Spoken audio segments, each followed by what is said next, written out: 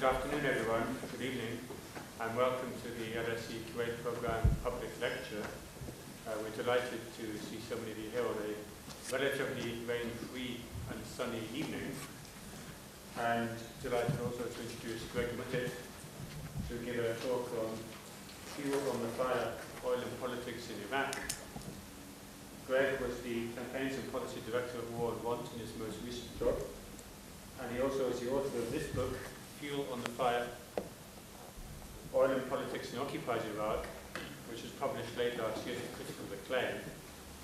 In it, he drew on hundreds of unreleased government documents and extensive interviews with senior American, British, and Iraqi officials and oil men to investigate what happened to Iraqi oil in the aftermath of the 2003 invasion and occupation. Importantly, he also documented the actions of Iraqi civil society groups and oil experts to try to keep control of production in the public sector to resist attempts to impose a Western oil agenda on the country, a story that has too often been left untold, and he made several extensive visits to Iraq to try to uncover the story of what was happening on the ground, which gives the book great original value added. He was previously the co-director of the campaigning charity platform, where he worked to expose the environmental and human impacts of the oil industry. He has worked on Iraq since the 2003 invasion, and is one of the few practitioners, as I said, to retain an interest throughout the years of occupation that followed. And I think, looking back on the publication of this book at the end of the 8 years of the post-occupation Iraq, and as the dynamics of the new political settlement begin to become clear, I think it's an extremely timely publication, and so I thank you for coming.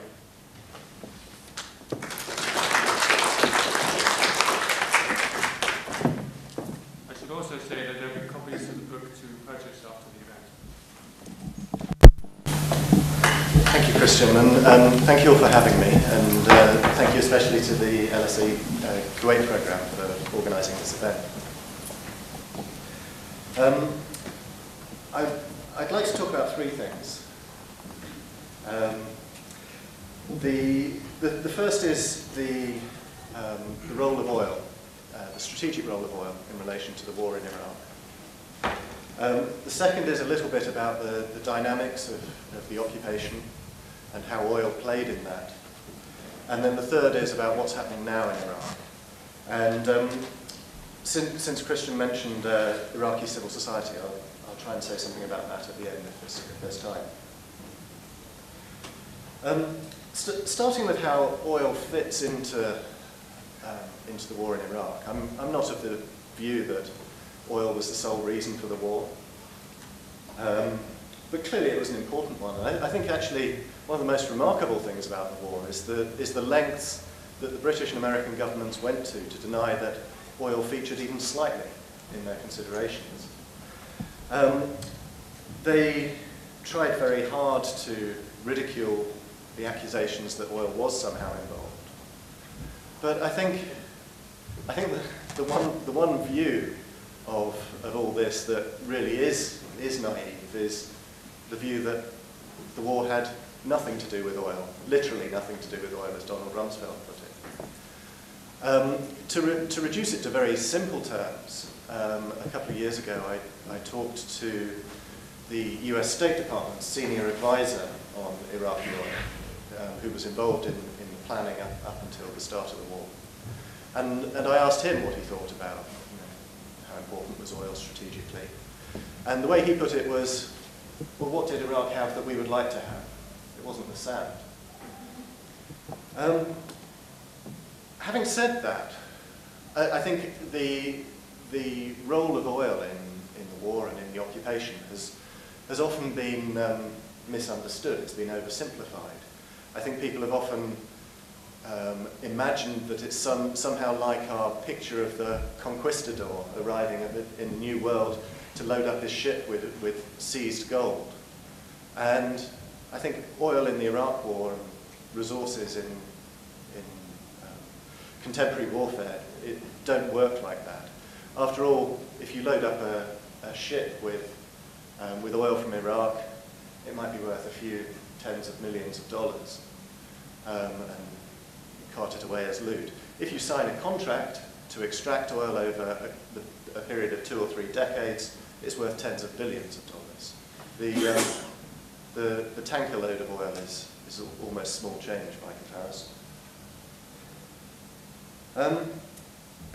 As the strategists, especially the US government and somewhat in the British government, in the run-up to the war thought about it, their major concern, as I say, it wasn't about taking the oil and taking it back home.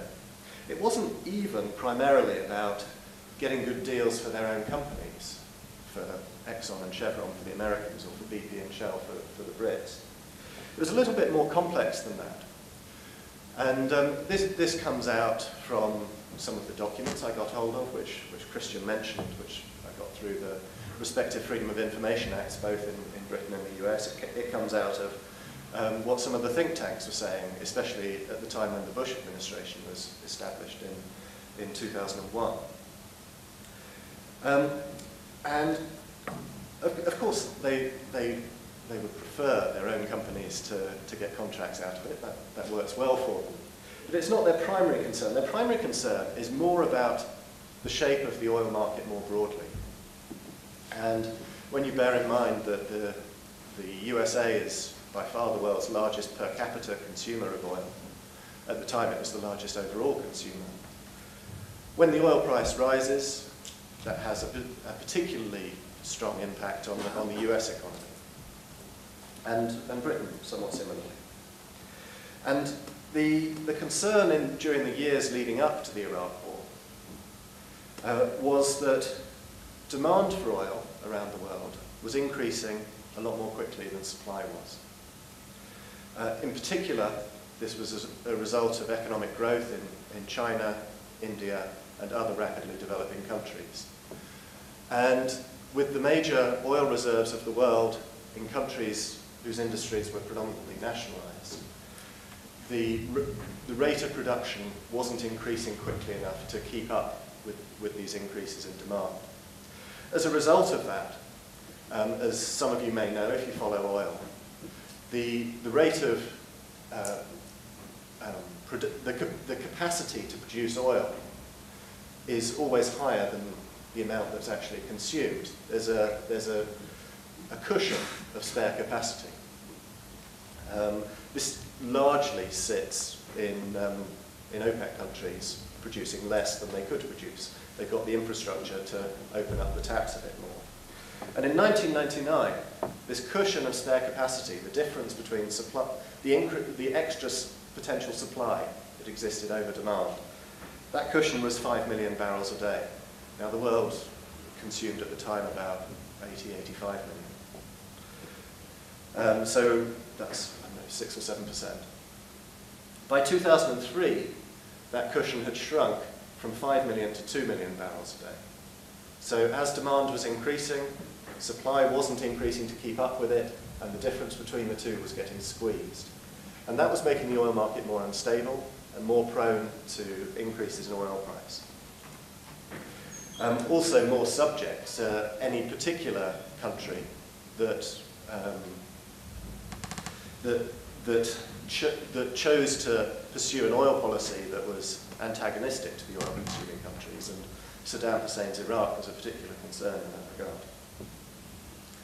In fact, the supply cushion continued to decrease after the Iraq War began. It fluctuated a little, but by 2007, it was down to 1 million barrels a day. It only started to widen again as global demand began to decrease following 2008 because of the economic slowdown and recession. So what the American and British governments were particularly concerned about in the late 90s and early 2000s was a structural feature of the oil market, that demand was increasing more quickly than supply, and that the major, really huge reserves of the world were in countries that didn't particularly, that either they were closed to investment because of sanctions, or they didn't have any particular interest in increasing their rates of production because in terms of revenue, they were doing fine as it was, and they might as well save them for future generations. The solution that was articulated by oil strategists in the US and in Britain at the time was to open up some of these previously closed oil provinces to foreign investment. Now, as you probably know, the 5 countries around the Persian Gulf hold more than 60% of the world's known oil reserves. Those 5 countries being Saudi Arabia with a bit more than 20%, Iran and Iraq each with around 10%, Kuwait and the Emirates with a bit less than 10%. So, and to varying degrees in all 5 of those countries, foreign investment is restricted in different ways. And so the solution, as the strategists saw it at the time, was if there can be massive foreign investment into those countries, that can increase the rates of production and that can restore the cushion of spare capacity in the oil market. Now clearly that was very compatible with the interests of the Exxons and the BPs of the world who wanted to invest in these enormous oil provinces of the region. The way the British government put it in a strategy document at the time, which I got hold of, they said, our wider energy policy objectives for Iraq need to be dovetailed with commercial goals. The 2 sets of goals, meaning the commercial goals and the goals to reshape the oil market more broadly, the 2 sets of goals are mutually enforcing given the need for foreign investment in Iraq's energy sector. This will provide considerable market opportunities for UK firms. So that was a British government strategy paper talking about how its interests and the interests of the likes of BP and Shell were compatible and overlapping. One wasn't subservient to the other. Now, if their strategy was to, or if their strategic interest at least, was to reshape the oil market so as to prevent increases in oil price, they didn't do very well. If you look at the last 9 years, at the time of the Iraq War in March 2003, the oil price was in the low 20s. It climbed initially steadily and then more quickly up to about $150 a barrel by 2008, and now it's floating around somewhere a bit above 100. And so, in that respect, Iraq played a role. The Iraq War and the instability it generated played a role in delivering precisely the opposite of what the energy strategists wanted to see. And I'd like to say a little bit about the reason for that. In the run-up to the war, starting in summer 2002, there was a planning unit in the US Department of Defense. It was called the Energy Infrastructure Planning Group. And their role was to think about, during the period of direct occupation in which the US and its allies ran the country, what would they do about oil? The EIPG, the Energy Infrastructure Planning Group, it considered a whole range of issues. Among them was how we're going to spend the revenues from Iraqi oil sales during this period. There's actually quite a funny a balance sheet where they add all these things up. And remember, this is in the Defense Department, which was absolutely dominated by the neocons at the time, who thought they were doing Iraqis a great favor by invading the country and so on. And so they thought, well, of course, Iraqi oil revenues should pay for our military costs in invading the country. We estimate that will be $60 billion a year. And they should pay for our costs in occupying the country. That will be another $48 billion a year. And they totted all these up down the left-hand side, and they came up with the uses to which they wanted to put Iraqi oil revenues were somewhere in the range $114 to $167 billion. And then on the right-hand side, they totted up how much they were going to get from it, and it was between $15 and $25 billion. So that perhaps prompted a bit of a rethink on the revenue front. But another issue they considered was to what extent and how would they repair Iraqi oil infrastructure from damage that occurred during the war. And it might have seemed obvious that they would want to repair the infrastructure. But in a paper they produced in November 2002, actually they said, well, there's pros and cons to repairing it. Of course, the big pro to repairing it is that it would minimize disruption to oil markets. The con, though, is that, I'm quoting here, it could discourage private sector involvement. So here was a dilemma for the planners in the Pentagon of what was to happen to Iraq's oil. On the one hand, they could try and repair the infrastructure, create a healthy industry, and that would lead to less disruption in oil markets. On the other hand, they could leave it damaged by the war.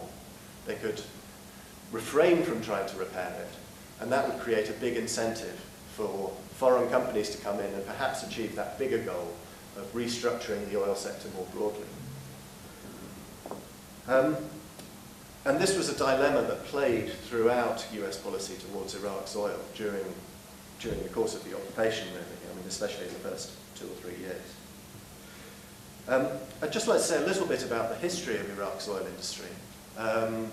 Oil was first discovered in Iraq in 1927. It was part of the Kirkuk field. Iraq was, at the time, under a British mandate, effectively controlled by Britain, under a British installed government. And the oil operations were carried out by a consortium of British, French, and American oil companies under a 75-year contract which had been signed with them by the British installed king in 1925. That contract was perhaps inevitably, given that Britain was the controlling power in Iraq under the League of Nations mandate. Perhaps inevitably the contract was extremely one-sided. It gave very little to the Iraqis and gave a lot to the foreign oil companies. And as a result of that, over subsequent years and decades, it became increasingly controversial, this and a couple of other contracts which were subsequently signed. And in Iraq, as throughout the region, there were a number of struggles through especially the 1940s, the 1950s, the 1960s, over the unfair terms of contracts signed at a very different time in those countries' history. Eventually, the oil industries of the region came to be nationalized in the 1970s. And Iraq played a leading role in that. In Iraq's case, the oil industry was nationalized between 1972 and 1975, after a very long struggle, which had been going on certainly since the revolution of 1958 and well before. The period immediately after nationalization was really the golden era of the Iraqi oil industry. Between 1972 and 1979, Iraqi oil production increased from 1.5 million barrels a day to 3.5 million barrels a day. The nationalized Iraqi oil industry discovered 6 billion barrels of reserves every year, which was more than the whole of, it exceeded the very best years for the whole of the rest of the world combined. So in purely technical terms, the Iraqi-run oil industry was far more successful than the one run by Western multinationals immediately beforehand. Which is an interesting point, because we're often led to believe that it's only with Western capital and Western expertise that oil production can really be increased. Immediately after nationalization, it was the opposite. And that golden era, it continued from 1972 until the end of the 1970s, and it came to an abrupt end when Saddam Hussein invaded Iran in 1980. So in the Iraqi oil industry, there's a really impressive level of technical expertise. People know how to run their industry. They were very successful in the 1970s. And then after 1980, in the 2.5 decades of war and sanctions that followed, Iraqis were successful in rebuilding their industry after it was destroyed first in the war with Iran from 1980 to 1988, destroyed again in the Gulf War of 1991, and during the period of sanctions throughout the 90s and the early 2000s. And what Iraqis did, especially during the period of the sanctions, was they couldn't import new equipment, they couldn't get external finance to rebuild things, so they improvised. They cobbled together bits and pieces, they cannibalized them from old equipment, and they put it together, and they made it work. One Iraqi engineer who I know, who worked in the oil industry throughout these decades, the way he put it to me was, he said, we weren't engineers, we were craftsmen. And so there's something in the Iraqi engineering culture which improvises in, which has an ability to improvise in particularly difficult circumstances of war, sanctions, repeated destruction of the infrastructure. And it's something of which Iraqis are very proud. Now, if we go back to the Energy Infrastructure Planning Group in the Pentagon in 2002, they were weighing up, shall we leave the Iraqi oil industry damaged by war and let it all be swept away and replaced by American corporations rebuilding it? Or shall we help rebuild it and try and achieve stability in the oil markets? Now, in the end, in this phase, the latter view won out. Stabilize the oil markets. No, we will repair it. One of the problems was that their decision on how to repair it was not to take advantage of this immense Iraqi expertise, which actually I think they didn't even know about in the Pentagon. They thought, instead, we know who would be good for this. It's Kellogg Brown and Root, the Halliburton subsidiary, which was appointed to do the work. So, coming on to the period of the war and the early occupation, and how oil played out in the dynamics of that. As I say, one of the big problems was that rather than using Iraqi expertise, they used American expertise. And American companies like Kellogg Brown and Root, Halliburton, and in other sectors, Bechtel was a big one, in water and power, for instance. Excuse me. These American companies simply didn't know the quirks of the Iraqi system. They didn't know how to operate in a system where the infrastructure was problematic, the climate was far more extreme than they were used to, and given the various technical, geographical, geological constraints, they were extremely unsuccessful. To give you an example of that, Kellogg Brown and Root, one of its projects was to replace the water injection plant in the Rumaila field. Now, the Rumaila field is it's the largest in Iraq. It's in the south. It just straddles the Kuwait border. It's probably about 50 kilometers west of Basra, and the Rumaila field has been operated since the 1950s. And as an oil field starts to get old, after it's been extracted for many years, the oil pressures down in the reservoir, which is a mile or two underneath the ground, the oil pressures reduce because you've taken oil out of it. And so there isn't the same level of pressure to push it up the well to be extracted. And so what oil companies do is they inject things, very often water, but sometimes gas, into the reservoir to increase the pressures. And so in the Rumaila field, there was a facility to inject water into the oil reservoir to try and maintain some of the pressure to force the oil back out. And so one of Kellogg Brown and Root's projects was to repair the water injection plant on the Rumaila field. It was called Qamat Ali. And Halliburton came in and they said, okay, we need a whole new set of pumps. We know the best pumps, we'll bring in the pumps. They installed them all. And they were paid however many tens of millions of dollars for this work. And they went back to their client, the US Army, and they said, it's all done, ready to go. The Army said, okay, flick the on switch. They flicked the on switch, and what happened was the water pipes started spraying water, because KBR had replaced the pumps, it hadn't replaced the pipes. And the pipes were working fine with the old low-pressure system, but replace it with state-of-the-art high-pressure pumps, and the pipes couldn't cope. But Halliburton had done the job, KBR had done the job, it was contracted to do. And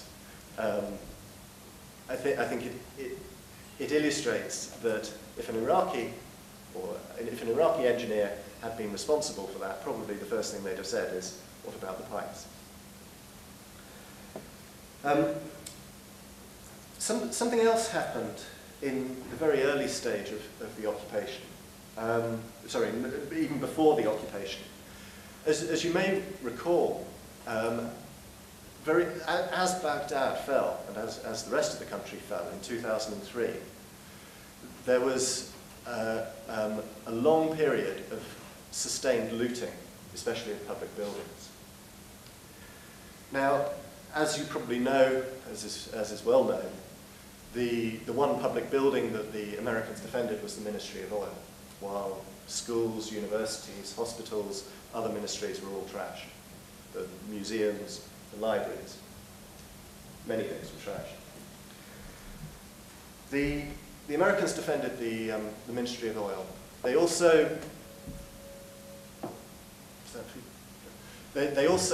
one of their first operations for the Marines as they invaded from the south was to secure the oil fields to prevent the Saddam Hussein regime from setting them alight. On the other hand, there were lots of oil buildings and oil institutions which weren't protected. For instance, the State Oil Marketing Organization, which is responsible for exports and sales of Iraqi oil. It was completely trashed. I interviewed one of its senior executives, and he said the looters were coming in.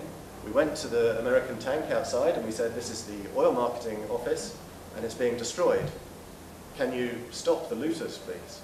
And they said, we've got no orders to. And even the major facilities, the control rooms, the infrastructure was looted. In the south of Iraq, in the desert, on these huge oil fields, there are drilling rigs. Now, a drilling rig is something probably twice the height of this room, a great big steel derrick, a tower, through which the drill is run. And from these drilling rigs, for a period of 3 months after April 2003, looters came and they stripped everything off it. First went the meters, they could sell the meters. Then they started stripping wire off because they could melt down the wire and they could sell it. And talking to the manager of one of these drilling rigs, he said everything had gone except the steel skeleton. And if the looters could have taken that, they'd have taken that too. And this went on for 3 months, and there was a British unit just down the road. And I think part of the attitude that was shaping the decision to protect the oil fields, protect the Ministry of Oil, not to protect the marketing organisation, not to protect the control rooms, not to protect the drilling rigs, was that they could see the oil underneath the ground was of great value. If Saddam had set the wells alight, it would have done geological damage to the reservoirs, and it would have been that much harder to extract them afterwards. Similarly, in the Ministry of Oil building in Baghdad, there were records of the extraction of this oil over many decades. The way to understand what was going on underneath the ground lay in those geological records. Whereas the organisation which sells the oil for the state, you won't need that in the new Iraq. Drilling rigs, we can build more for you. We'll just bring in more American companies to build those. And so what seemed to be happening in the decisions about what was protected and what wasn't protected in the looting, it looked like a shift to the other option of non-repair that the Pentagon Planning Group had considered. Then what happened, as I say, Kellogg, Brown and Root was put in charge of the operation, and Iraqis were given no decision-making power in the oil industry. Many of the senior directors general, the role they served in the early occupation was as interpreters. Men who'd spent 30 years in the oil industry, who knew it inside out. What they did was they helped translate between American military leaders and the people on the facilities, the refineries and so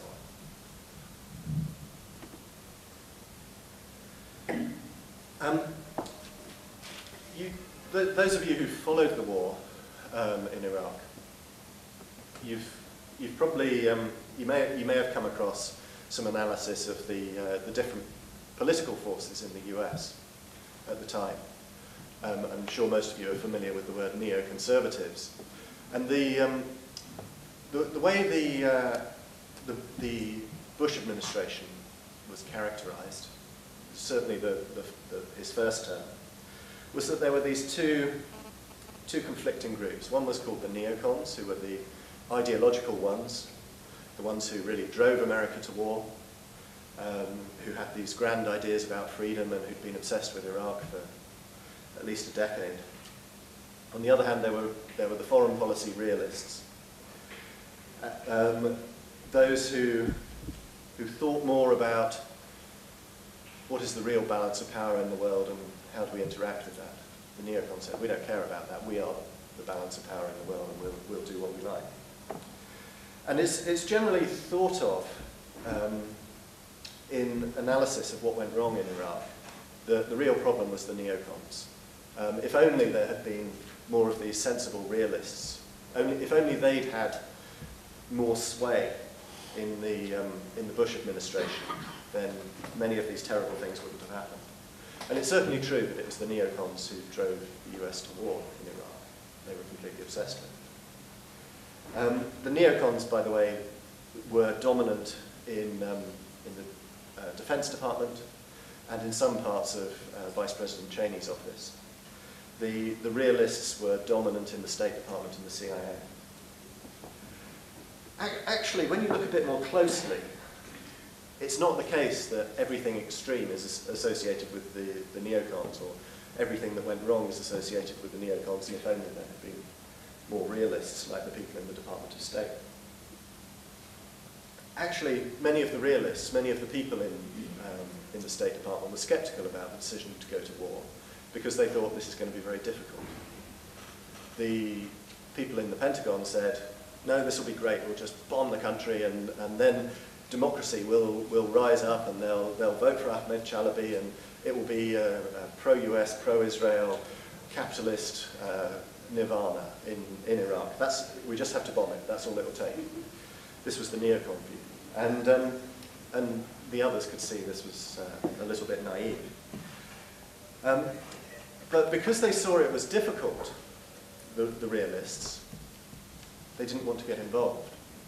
Once the US had got involved, they were the real schemers. And so the way I would characterize it is not that the neocons were always the ones who were extreme and the realists were the ones who were more moderate. In fact, I think the way I'd characterize it is that the neocons believed once they removed Saddam, once they invaded Iraq, there would automatically be a blank sheet on which the American dream could be painted. The realists knew that wasn't the case, and so what they did was they worked to wipe the sheet, to remove the elements of Iraqi society and Iraqi state that could get in the way of achieving US interests. And so once the great crime of going to war had been committed, and it was the neocons who drove that, some of the most damaging decisions during the course of the occupation were made by the supposedly moderate camp. The most important of these was the decision in July, or the creation in July 2003 of what was called the Iraq Governing Council. This was the first quasi-government, the first unit of quasi-government in Iraq. it had very little power, but it was the stepping stone which evolved into an appointed government once the occupation ended, the direct occupation ended in 2004, and then leading to the elections in 2005. And what they did in the creation of the Iraqi Governing Council was they decided participation would be allocated according to ethnicity and sect. It wasn't going to be according to who you represented or the set of ideas you had, or whether people liked your ideas. It was going to be according to what communal group you came from. And so they decided there are 25 members of the Iraqi Governing Council. We will have 13 Shia, we will have 5 Sunni Arabs, we will have 5 Kurds, we'll have 1 Christian and 1 Turkmen. It wasn't even about having a link to representing those communities. For instance, I discovered when I was looking through some documents around this time, two of those groups were reasonably represented. One was the Kurds, another was the Turkmen. The Turkmen is a small minority, largely in the north of Iraq. And they had a representative body, political party organisation called the Iraqi Turkmen Front. And the Americans decided they didn't want someone from the Iraqi Turkmen Front on the Governing Council because it was a bit too close to Turkey and they were cross with Turkey over not letting them invade through the northern route as well. So instead they selected someone who had absolutely no connection with the community. Who was also a woman, which helped with that quota as well. Some of the secular politicians, now there's a very strong secular tradition in Iraq. Some of the secular politicians were appointed onto the council according to their family background. So if their family or they, in terms of their personal identity, were Shia, it didn't matter that they didn't think of themselves as Shia. If that's where they came from, that was the box they ticked in their participation in this. Now, what this did was it opened the door to a whole number of politicians who had no connection with Iraqi points of view.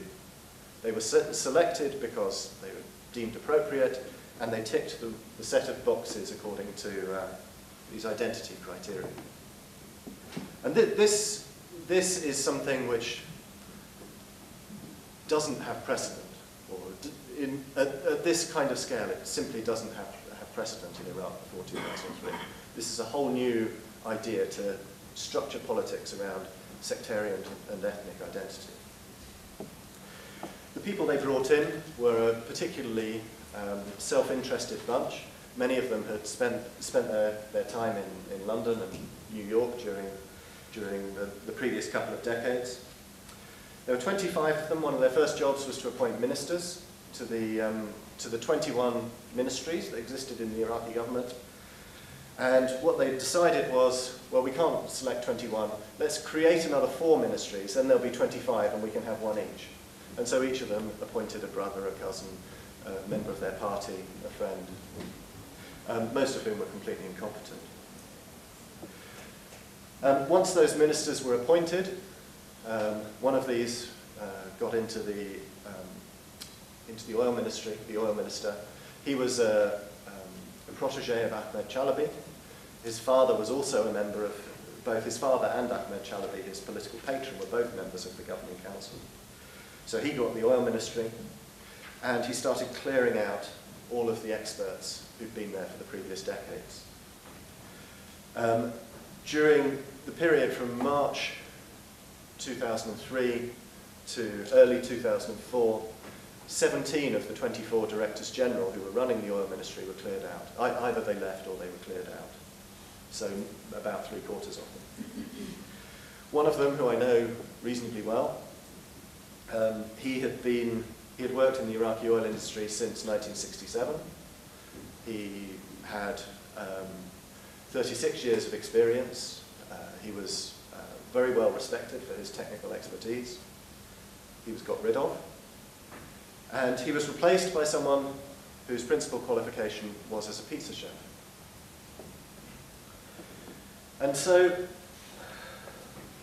what happened was political class and a technical class was created that had neither connection with the interests or desires of most Iraqis, nor the integrity or honesty to deliver on those interests and needs. And in terms of the oil interests I was talking about earlier, this resolved a rather difficult conundrum. In May 2003, a British government strategy paper stated that the future shape of the Iraqi oil industry will affect oil markets and the functioning of OPEC, in both of which we have a vital interest. Now, a vital interest is somewhat at odds to what we were told by our politicians at the time as to the degree to which they were interested in Iraqi oil.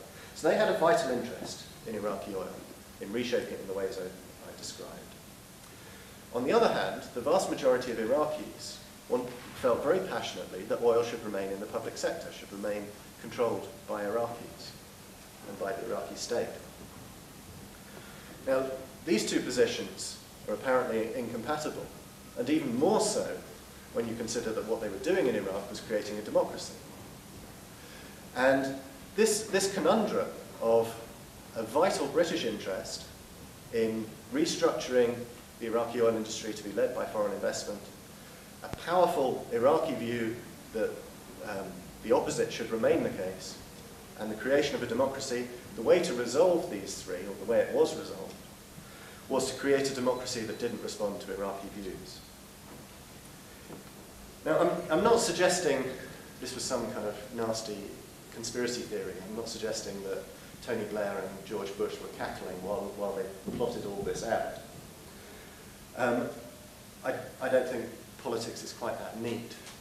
But I think human beings have a capacity to hold beliefs about the world that match what it is in their interests to believe.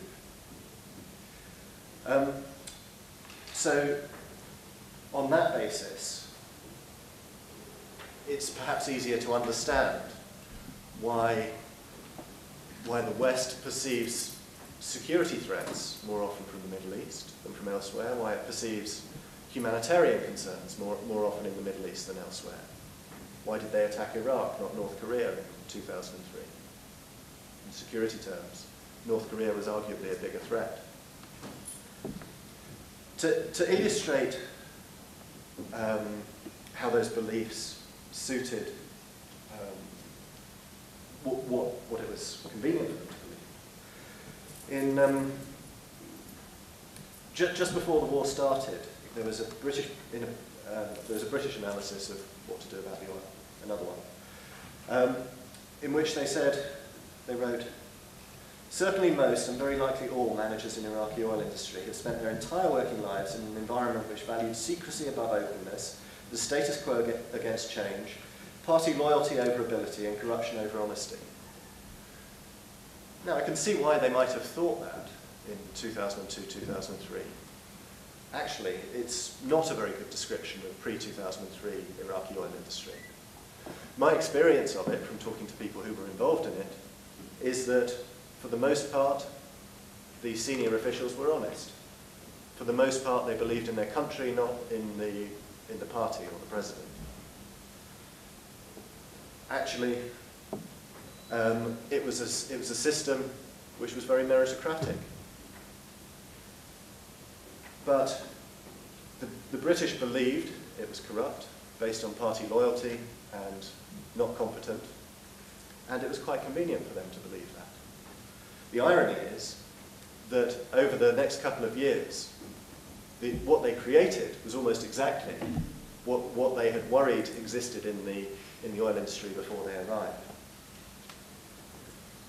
And I think to a certain extent, enough repetition of certain ideas allowed them to become true in the minds of those involved in the occupation. One quite remarkable example of this was, so last year Dick Cheney's memoirs came out, the year before George Bush's did, and both of them say, we had to go to war in Iraq because we couldn't allow Saddam Hussein to develop weapons of mass destruction. These books came out in 2010 and 2011.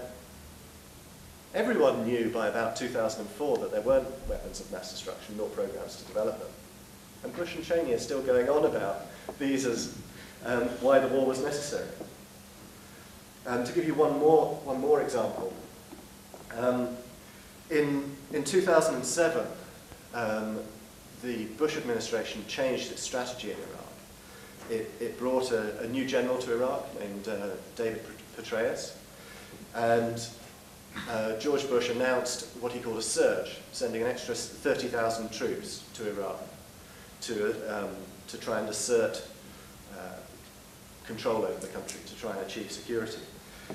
And that strategy, it was actually a two-part strategy. The surge is the better-known part of it. He'd send these extra 30,000 troops. The less well-known part of it was directly tied to that, was to use the control that those extra troops achieved to pressure Iraqi politicians to deliver what they called benchmarks, markers of political progress. And they had a handful of these, a dozen or so. Most important of which was to pass an oil law, which would have transferred the major role in running the Iraqi oil industry from the nationalized Iraqi oil companies to foreign companies. Now, I'm not going to go into detail about that now, but the way it was always described throughout 2007, and the Americans talked about it constantly, every time a senior member of the US cabinet went to Iraq, all they said was, when are we getting the oil law? They couldn't call it the law to privatize Iraq's oil. What they called it was the law to fairly share revenues among Iraq's warring communities. They called it the revenue sharing law. And so they said, well, actually, this is a very noble thing. It will bring peace to Iraq. The law they were talking about, I've read it, it's available on the internet. They call it the revenue sharing law. The law doesn't talk about revenue sharing. In fact, actually it does. It's about 40 pages long, this law, and there are 3 sentences which relate to revenue sharing in Article 11. And they say it's very important to resolve how revenues from this oil extraction, how these revenues will be shared. There will be a separate law to determine this.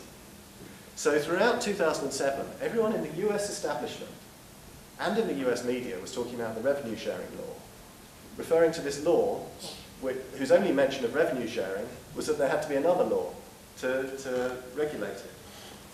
So again, it was a case of repetition making something, I suppose, come true in the minds of those who repeated it.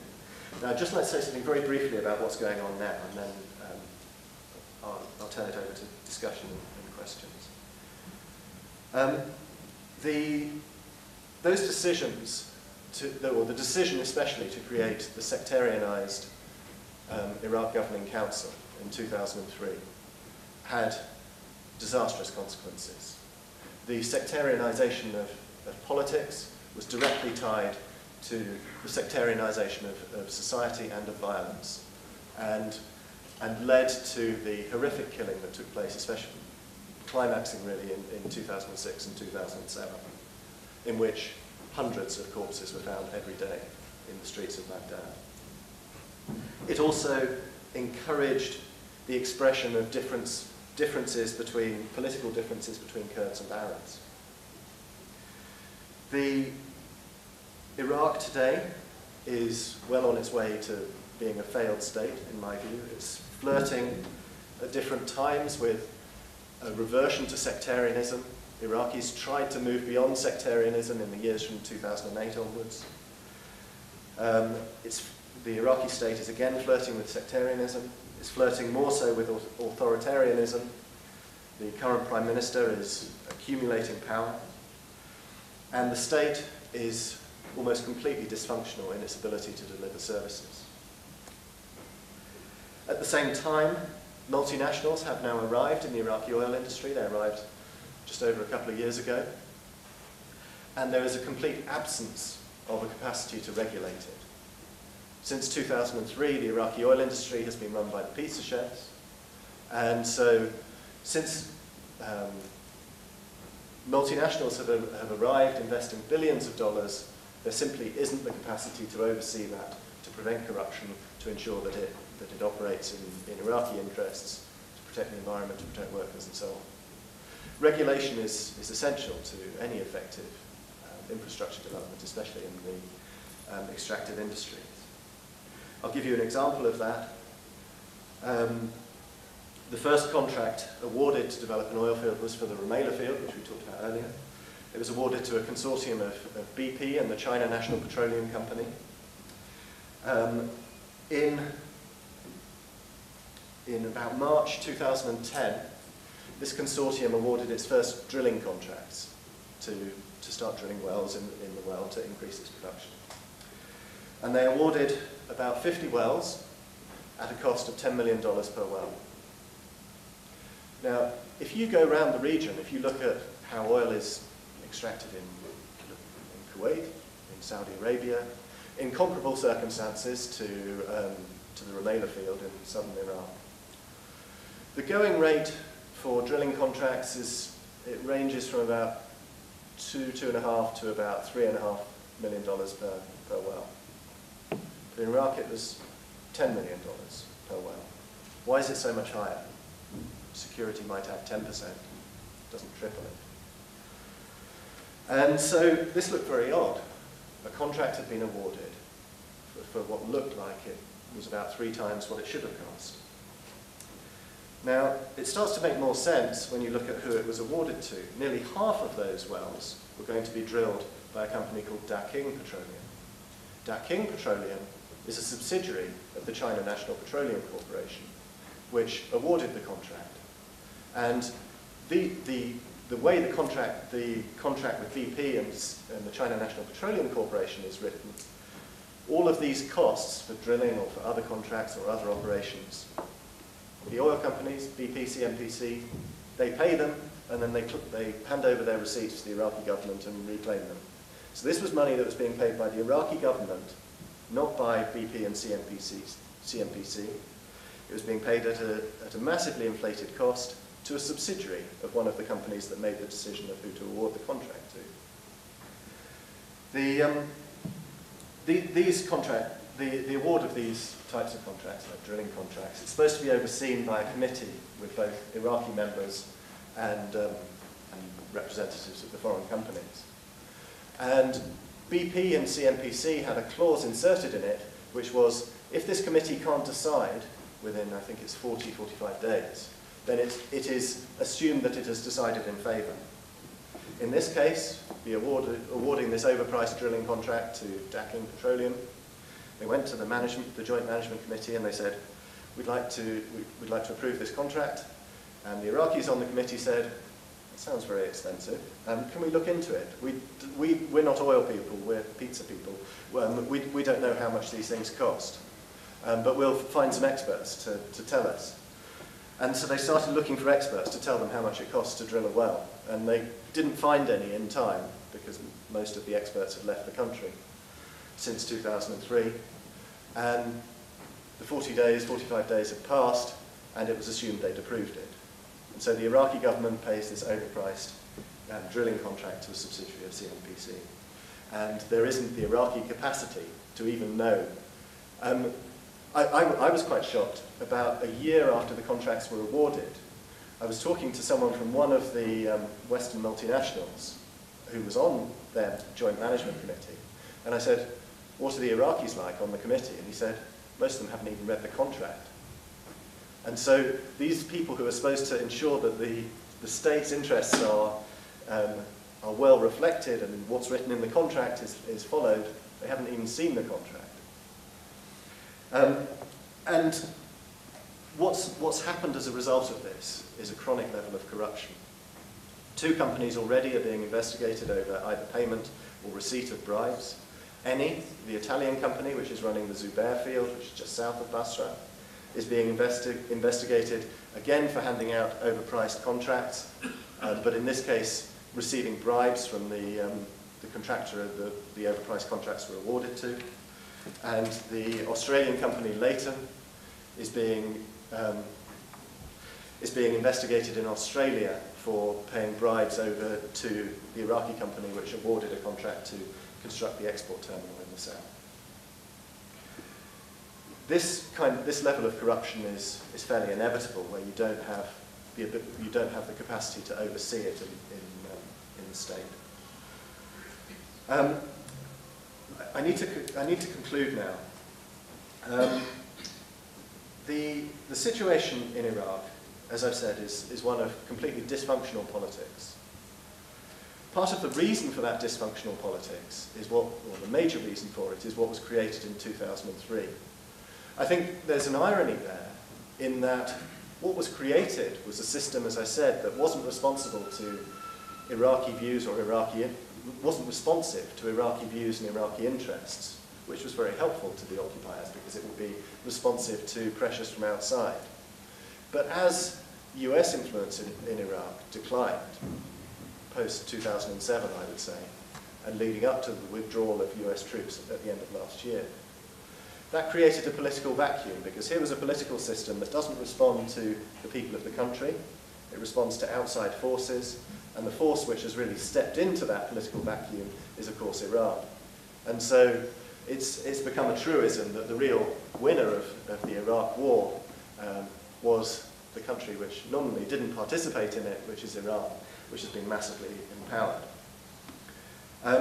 The oil industry in Iraq is chaotic. There isn't the capacity to regulate it. For some bizarre reason, what they're wanting to do is sign even more contracts, bring more companies in, when the people in the institutions in Iraq are saying, we can't even cope with what we've got now. And so they're planning to award more contracts this month for exploration blocks. There's one bit of good news which I'd like to mention, which makes me more hopeful for the future. What I've seen through, I mean, I've worked on Iraq since 2003. It would have been very easy for me to get very depressed during that period with everything that's happened there, both the violence, the destruction of the country.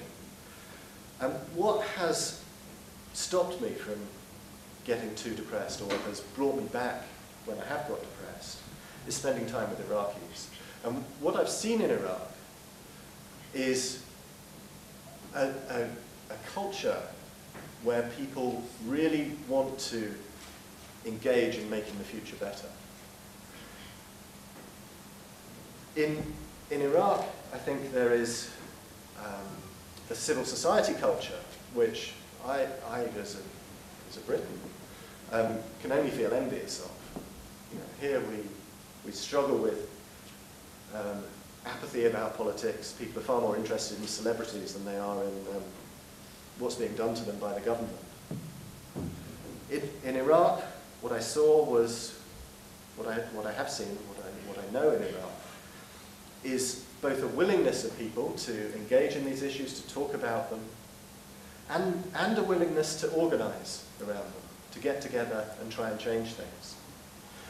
And through the course of the oil struggles, Iraqi civil society has achieved some quite remarkable successes.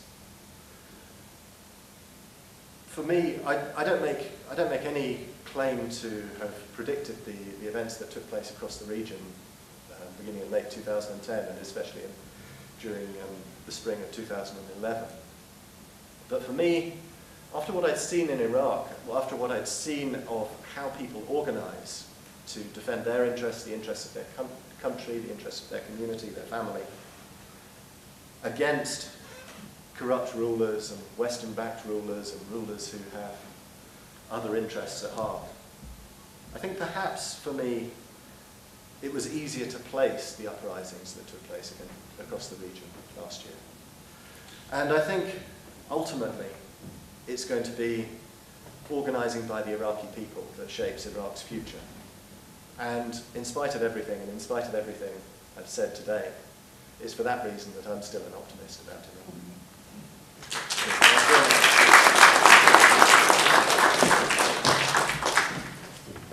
Well, thank you very much for such a fascinating and stimulating lecture, and for ending on such a positive note.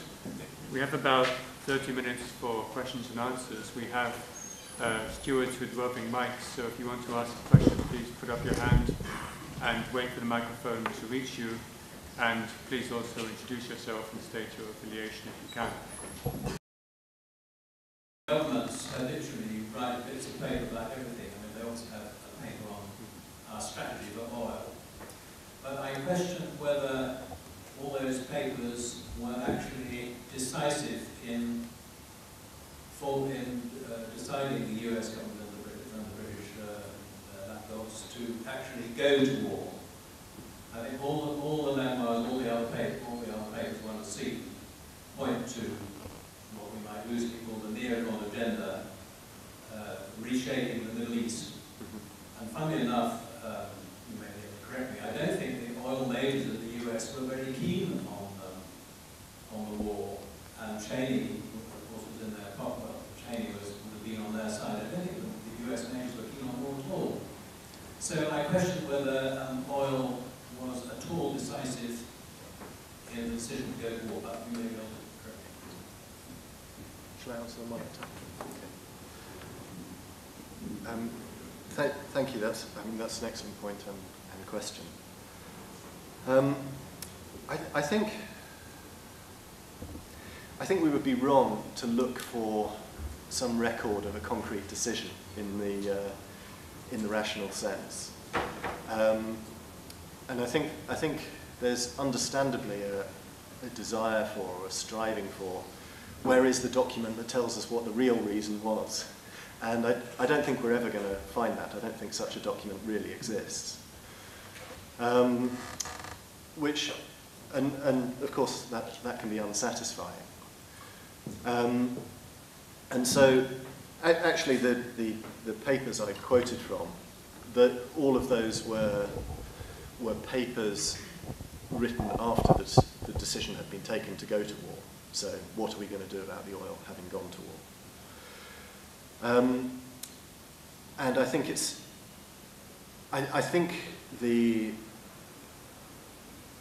clearly the neocon thinking about spreading freedom across the Middle East was very important to it, as were neocon concerns about the security of Israel.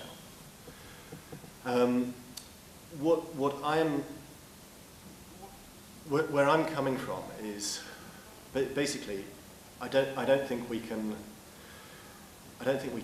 or should come up with any single or neat explanation for why go to war. I don't think there is one. But what we can identify is various political drivers, both in what people were saying, what people were thinking, and where different interests were. The ones I've traced came from parts of the energy policy establishment, in particular think tanks, to a much lesser extent the oil companies themselves. As for what the oil majors thought, actually the British and European majors, BP and Shell in particular, were quite sceptical about the decision to go to war. Exxon, I think, seemed happier with it, but I don't think the war was for Exxon. I think where oil interests played, as I said, was more about shaping the oil market, and the interests of the British and American corporations became secondary to that. Where the oil company lobbying really did play was once the decision to go to war had been taken, all of them wanted to make sure they got their piece of the pie. And so I've got records of BP and Shell meeting with the British government in the run-up to the war, where the minister they were meeting at the time, Baroness Simon, said, well, if we've participated in the war, it's only fair that our company should get a share of the spoils. Therefore, I'll make sure with the Americans that you get your piece as well. So certainly oil company lobbying was playing at that stage. But yeah, I'm not suggesting the war was simple. The reasons for the war were simple, and I don't think reductionism is going to help us here. There's a question there. I have two questions. First one,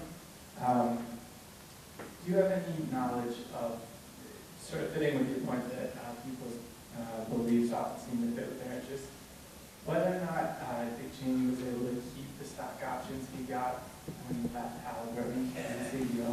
Because I remember doing sort of a back-of-the-envelope math a while ago. I think Halliburton's stock price, sort of between two critical dates, I forget what they were, basically it's gone up 10 times, which would make him like 100 million. I don't know if you knew, or maybe when he stepped into office he had to get rid of those, and you didn't receive that. I was just curious about that. That was the first quick question. The second question was about troop presence. I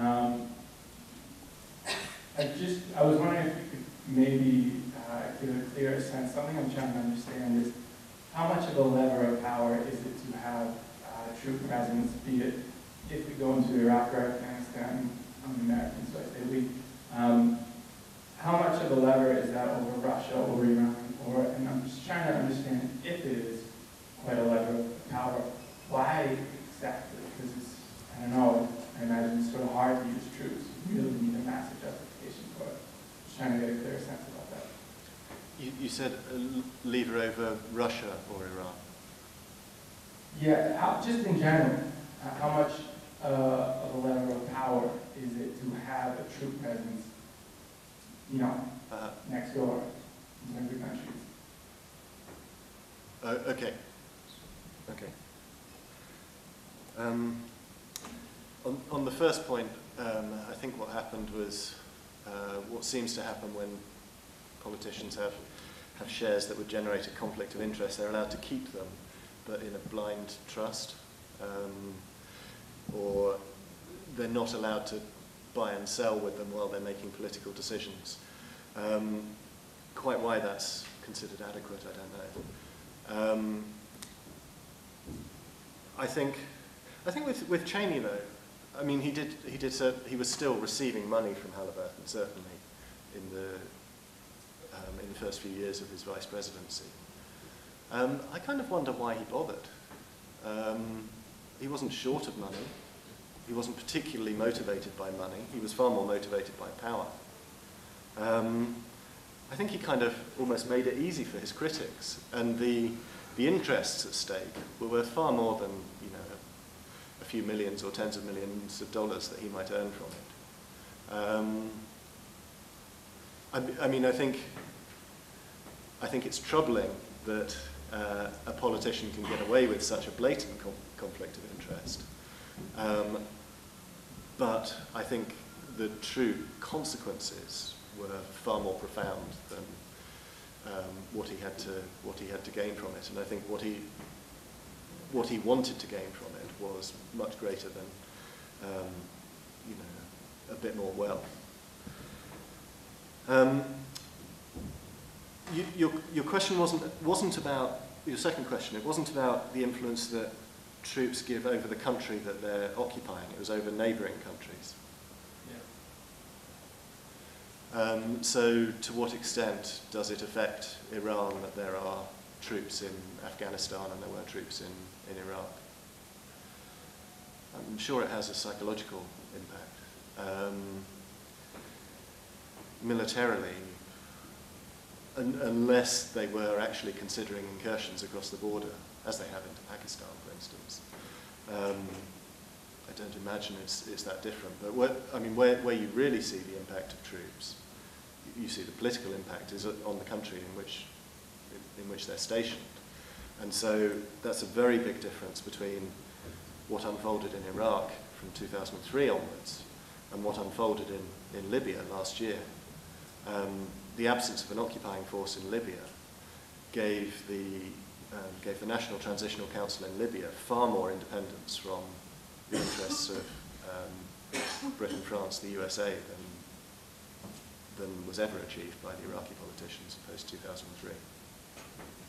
A question at the back, on the side of it. John Stroud.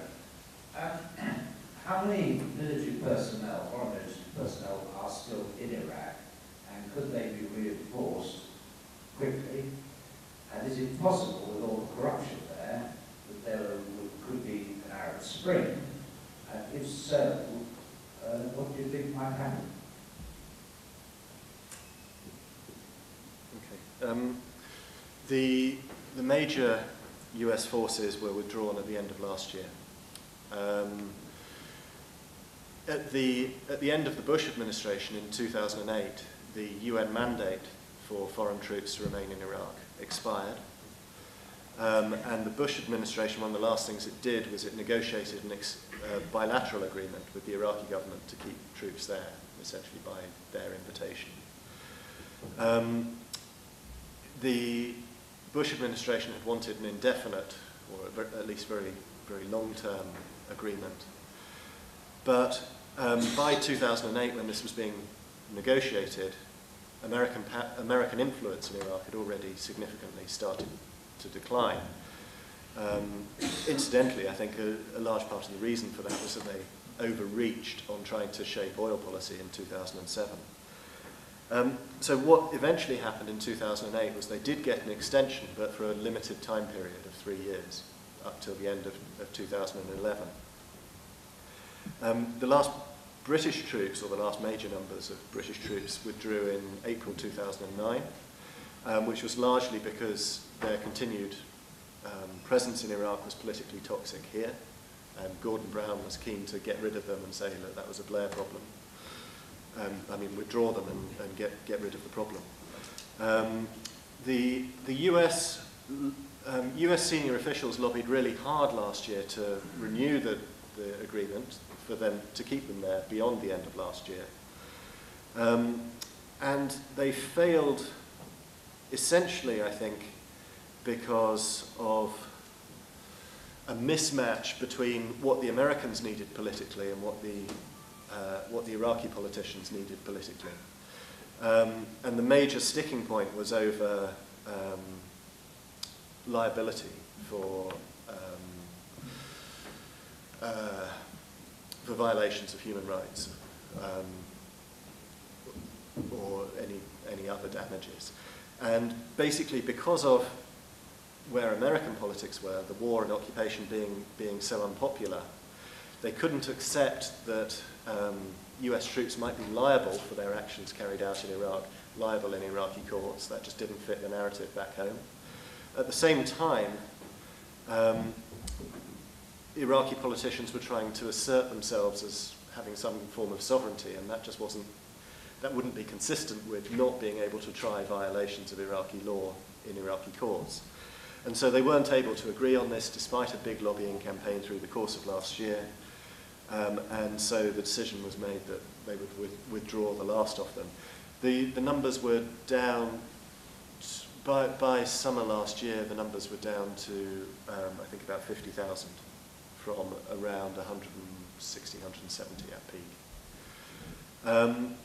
That doesn't mean they have no influence in Iraq. The US embassy in Baghdad is the largest in the world. It's about 1.5 square miles. And its security personnel, most of whom are private contractors from companies like Blackwater, there are about 7,000 of them. But there's no formal US military presence or British military presence in Iraq anymore, apart from a couple of hundred trainers and advisors and that kind of thing. Iraq did have a series of significant protests last year as part of the Arab Spring. We didn't hear about them so much as we did in other countries, and I think a large part of the reason for that is commentators couldn't get their heads around the idea that Iraqis were protesting against a government which they'd elected only the previous year. There was a general election in 2010, and so surely that means Iraq is a democracy. And I think the answer to that conundrum is that, as I said earlier, what was created was a dysfunctional democracy, where the only politicians who could succeed in elections were those who Iraqis didn't see as representing them and who were unable or unwilling to provide the services that Iraqis demanded, such as electricity or water. So there were very big protests. The government was very effective at neutralizing them through a combination of political tricks and violence. Protesters in Baghdad's Tahrir Square were beaten up by Maliki thugs. But there were a whole number of protests. And what they led to the removal from office of 3 provincial governors. The national government stayed in place, but 3 provincial governors got removed. One of the things that did come out of it was Maliki promised, this will be his last, Prime Minister Maliki promised that his second term will be his last. But certainly Iraqis feel very unhappy with their leaders. And I imagine there will be further protests in the future from what I've seen of Iraqi society. And of course, under the new democratic government, there will be attempts to crush it. There's a question here in the third row. Thank you very much. At the risk of a rebuke from the chairman, I wonder if I can ask 2 questions also. First, recognising your point that the executive branch of the oil sector seems to be taken over by pizza chefs, could you comment on the likely efficacy of the attempts by the legislative branch, the Parliament and the Parliament Selection Committee to help regulate the oil sector now and in the future? Second question is going back a bit to the history. To what extent do you think that there was some connection between the allocation of the debates about the regional allocation of oil, the regional resources, the potential resources of oil, and the difficulties of getting settlements and agreements on oil? I mean, to fit in the background of that, I remember Bahram Saleh was saying 350 million barrels of reserves in Iraq yet to be proven. But also at the time there was a lot of recognition of the oil reserves in Kurdistan, and Hill International, I think, were considered that there would be 100 billion barrels of reserves in the Western Province. So looking at the other provinces, to what extent did you find that some of the regional issues and debates about oil reserves and therefore oil power had an effect on oil settlements? Okay. On the first question, Parliament is, the Iraqi Parliament has at times been effective. At the moment, it doesn't look very effective. And I think what has made the difference is the extent to which parliamentarians are playing the political intrigues between the major blocs, and to what extent they're trying to genuinely scrutinise policy. And I think at the times when the Parliament has been effective, it's either been when there have been individuals or groups within the Parliament that have sought to scrutinise. I mean, this was happening especially in 2009, 2010, before the last election. And the other time was when it became very clear to Iraqis that the politics of the executive branch didn't match the politics of the country. And that became very clear in 2007, really. And so in 2007, the dividing line in Iraqi politics, it ceased to be about Shia, Sunni, Kurd, as it was conceived in the 2005 elections, and it became more about sectarian, non-sectarian, or pro-occupation, anti-occupation. So it was more of a kind of bifurcation rather than a trifurcation. And around, what is the nature of the country and what do people want it to be, rather than these communal identities. At the moment, I think Parliament is still adjusting to the election which took place over 2 years ago now. There wasn't a government, or half a government was formed about 10 or 11 months after the election, and the political ramifications of that are still being explored and played out. So at the moment, I don't think Parliament is very functional. But it has been in the past, and perhaps it can be again in the future. where the reserves are located in Iraq, so Iraq has 110 or so billion barrels of proven reserves, which is about 10% of the world's total. Of those 110 billion barrels, around 70% are in 3 provinces in the south, Basra, Amara, and Nasiriyah. And about 10% is in Kirkuk province. A much smaller proportion is in the areas that are constitutionally controlled by the Kurdistan regional government. Less than 5% is there, although they've got a lot of exploration deals going on at the moment. The most prospective unexplored area, as you say, is the Western Desert, especially Anbar province. And people do talk about as much being still to be found there as exists in the rest of Iraq. Who knows? They haven't done the exploration yet. There are geographical tensions over where the oil is located. And there have been, at different times, movements in Basra saying, actually, why don't we keep all our wealth in Basra and not share it with the rest of the country?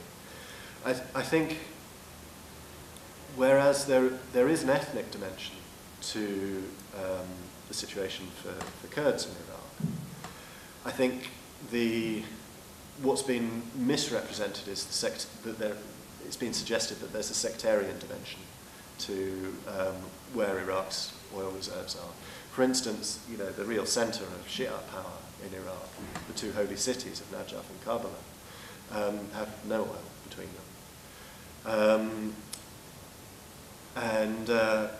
So I think there is an ethnic dimension with the distinctive Kurdish identity and the long-term Kurdish desire for autonomy or independence.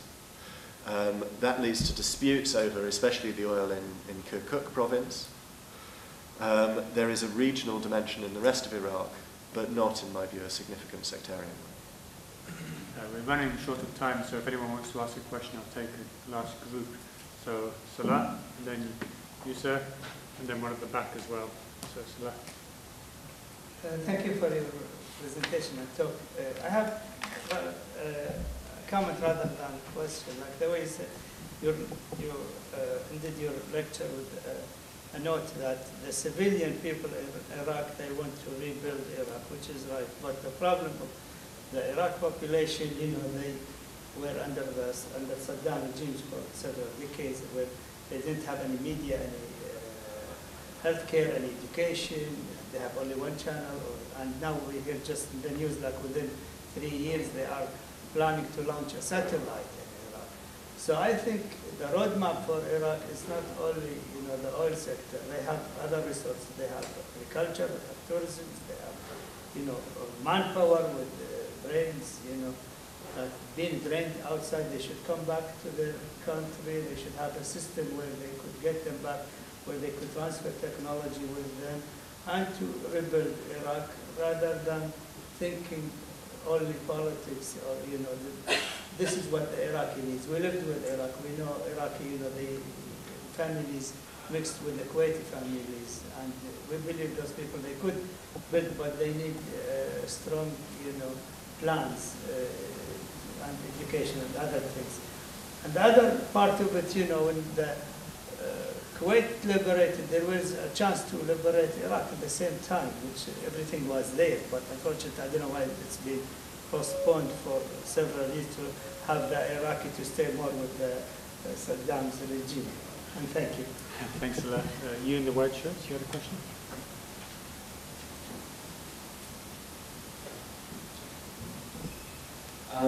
Gentlemen down here asked about the influence of oil in the decision in Iraq in 2003. I was wondering how much the sort of neo-conservative idea of let's spread our democracy and freedom all over Iraq, I was wondering how much that influenced the decision in Iraq. And then the question, yes, you. So after your lecture, you rather painted a very dark, gloomy picture of Iraq, and I wanted to ask, is there a way forward, in your opinion, and also if the West, mainly, UK and US, is part of the problem, could we be part of the solution as well? Thank you. I have a small question. Please. Very small. Thank you very much. What do you mean by fuel on fire? Fuel on fire. Fire is to serve fuel. So how fuel on fire? If you mean 500 OVT oil wells on fire, that is right. Fuel, that fuel is on fire. But fuel on fire, fire is itself fuel. So what?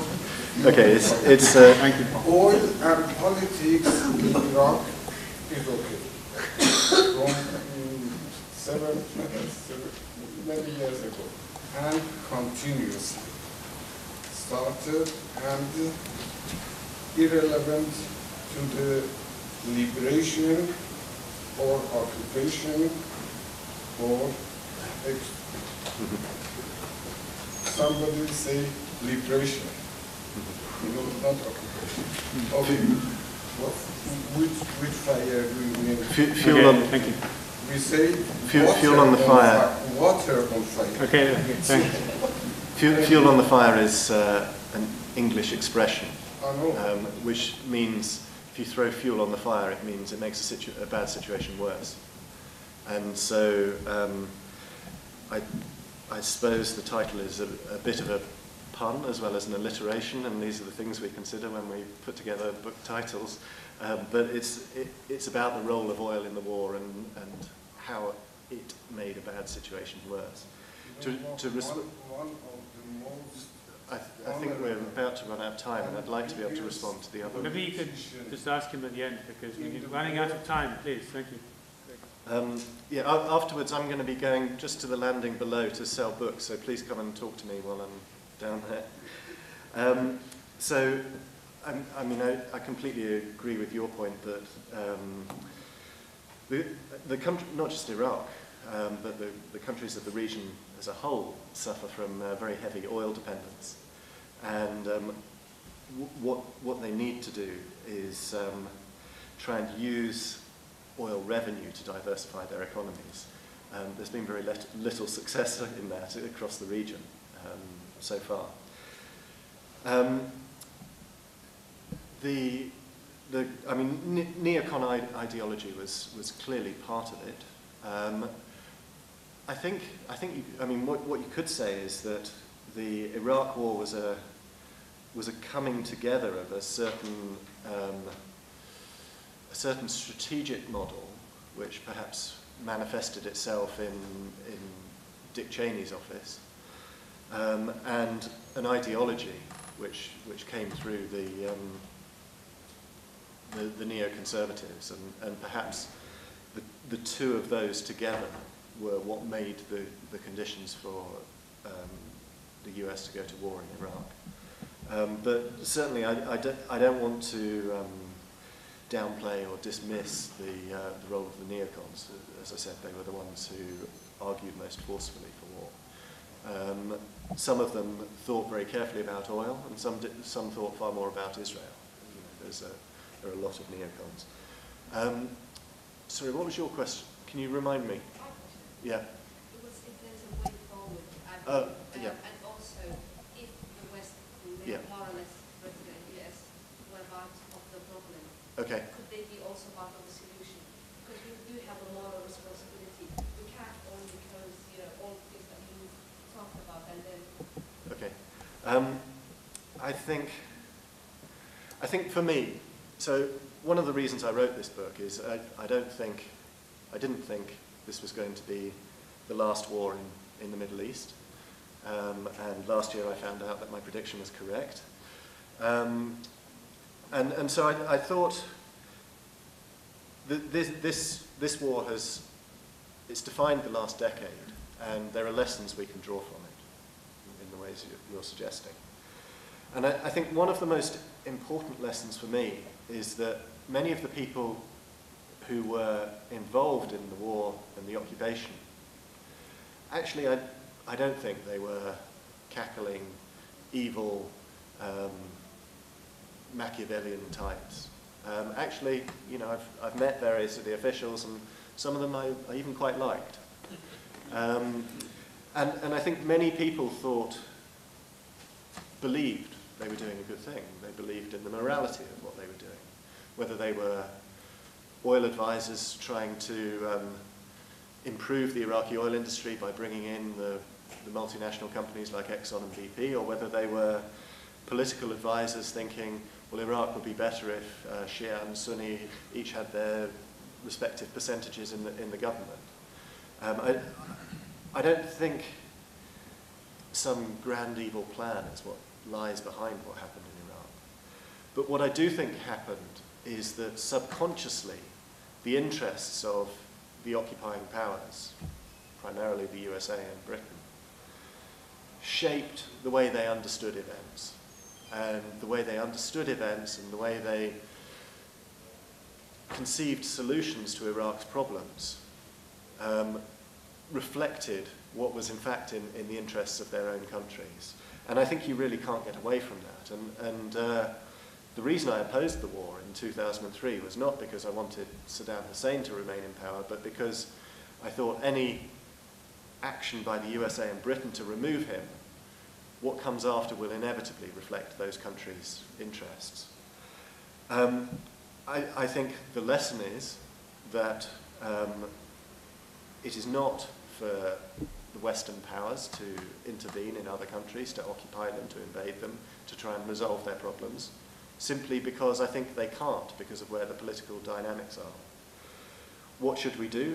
We should respect the people of those countries and allow them to determine their political futures. I think that lesson is very clear to me from the Iraqi experience.